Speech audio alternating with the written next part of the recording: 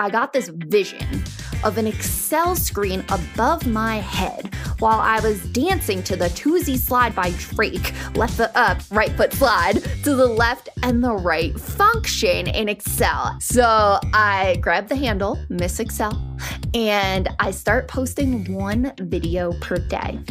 And now at this point, I had not told anybody that I was creating this secret TikTok account. The only people that knew were my mother and my boyfriend. And so at this point, it starts getting pushed out to all these people. I know there's people like on my consulting team getting it. I'm like, oh my gosh, they're watching me dance on the talk. And next thing you know, it hits like 3.6 million views in like a day and a half. My phone is blowing up. I look down and I had 100,000 followers on TikTok. And I was like, whoa,